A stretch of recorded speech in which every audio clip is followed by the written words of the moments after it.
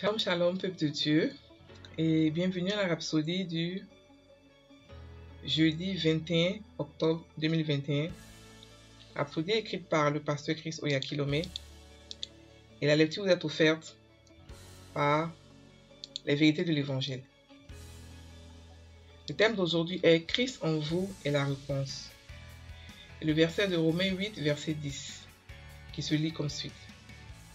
Et si Christ est en vous, le corps est mort à cause du péché, mais l'esprit est vie à cause de la justice.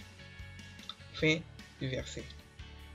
Le pasteur Christ dit, peu importe à quoi ressemblait votre vie avant de donner votre cœur à Christ. L'ancien, faible, maladif, pauvre et en difficulté, vous, est mort avec Christ à la croix.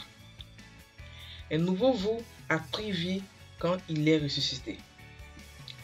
Alors ne regardez plus le physique, voyez à travers l'esprit. Maintenant que vous êtes en Christ et que Christ est en vous, la gloire, la plénitude, la perfection, le succès et la prospérité sont garantis dans votre vie. La Bible dit, dans Colossiens 1, verset 27, Christ en vous, l'espérance de la gloire. L'assurance qu'il n'y a rien de manquant ou de brisé dans votre vie, c'est Christ en vous. Quelqu'un peut dire, oh mais j'ai donné ma vie à Christ, Christ est en moi maintenant, mais je suis toujours aveugle ou je suis toujours paralysé. J'ai une nouvelle pour vous. Dans Acte 9, Pierre, l'apôtre a rendu visite aux églises et est arrivé à un endroit appelé Lyde. Là, il a rencontré un homme nommé Énée qui était paralysé depuis 8 ans. Bien que Énée était devenu chrétien, il était toujours paralysé. Mais vous savez quoi?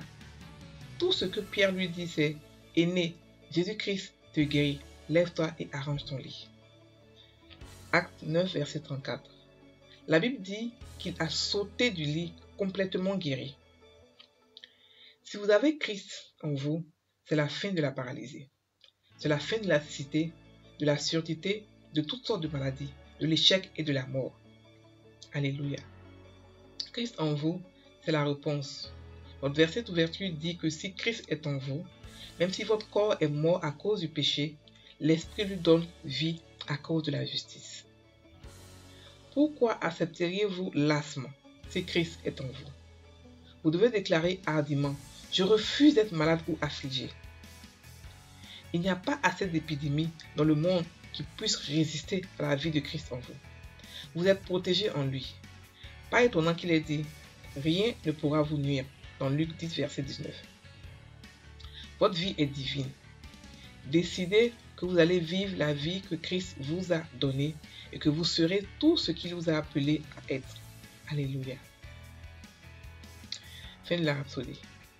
Le pasteur ici nous dit que Christ en nous est la réponse à tous les problèmes, sans exception.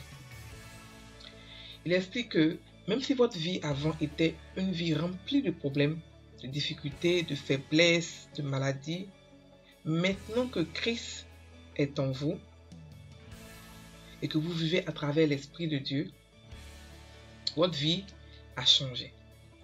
La maladie ne peut pas rester en vous, sauf si vous le cautionnez. Vous êtes rempli de gloire, de perfection, de succès, de prospérité, de tout ce qui est bon, de prospérité.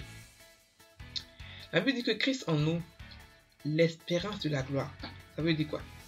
Ça veut dire que parce que Christ est en nous, tout ce qui est dans ce monde qui est mauvais ne peut pas nous atteindre. Mais nous sommes vainqueurs de tout ça. Nous pouvons chasser tout ce que nous voulons. Nous pouvons vivre dans la plénitude de Dieu. Et que nous pouvons vivre sans manquer de quoi que ce soit. Il a expliqué que il y a des chrétiens qui sont malades, qui sont chrétiens, qui sont devenus chrétiens, mais qui sont toujours malades. Il explique que vous pouvez changer votre statut de malade à bien portant en une seconde. Il a pris l'exemple de Pierre qui est parti à Lyde dans une église. Il a rencontré un chrétien qui était handicapé, mais il était chrétien. Et il lui a dit, Jésus-Christ te guérit, lève-toi et arrange ton lit. Et la Bible dit que il s'est levé automatiquement et il a été guéri. Non, il s'est levé d'abord, il a été guéri puis s'est levé. Voilà. Non, il s'est levé par la foi, pardon. Donc le pasteur explique que la maladie ne peut pas avoir le pouvoir sur vous en tant que chrétien. Vous devez le chasser. Vous serez forcément attaqué. Dans ce monde où nous sommes forcément attaqués. Mais sachez que vous avez la santé divine en tant que chrétien. Ne laissez pas la maladie entrer. Un petit mot de tête, chassez-le. Parce que ça commence par les mots de tête. Après, ça devient autre chose. Donc, chassez. Quand vous voyez une petite maladie, quelque chose que vous savez qu'il y a un corps étranger qui veut venir nous corrompre, refusez de tomber malade et chassez-le. Dites non. Non, non, non, non. Maladie, toi, cette maladie-là, je refuse que tu restes en moi. Je te chasse au nom de Jésus et guérissez de vos maladies. N'autorisez pas la corruption en vous. N'autorisez pas l'échec. N'autorisez pas toutes sortes de maladies. Il explique qu'il n'y a pas assez de maladies dans le monde qui peut résister en vous à cause de Christ qui est en vous. Christ en vous, c'est plus vous qui vivez maintenant, c'est Christ qui habite en vous. Sachez cela, soyez conscient que Christ habite en vous. Et parce qu'il habite en vous, aucune maladie ne peut avoir la victoire sur vous. C'est impossible. Donc maintenant, prendre la confession. Christ est en moi. Dans chaque fibre de mon être, dans chaque os de mon corps et dans chaque cellule de mon sang. Je marche dans la victoire et dans la gloire. Je suis un succès. Je suis vainqueur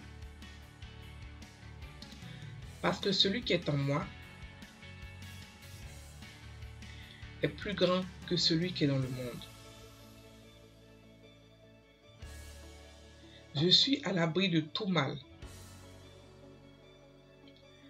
Avec la domination sur la maladie et les puissances des ténèbres. Car je suis en Christ et Christ est en moi. Alléluia. Frères et sœurs en Christ, passez une très bonne journée. Soyez bénis.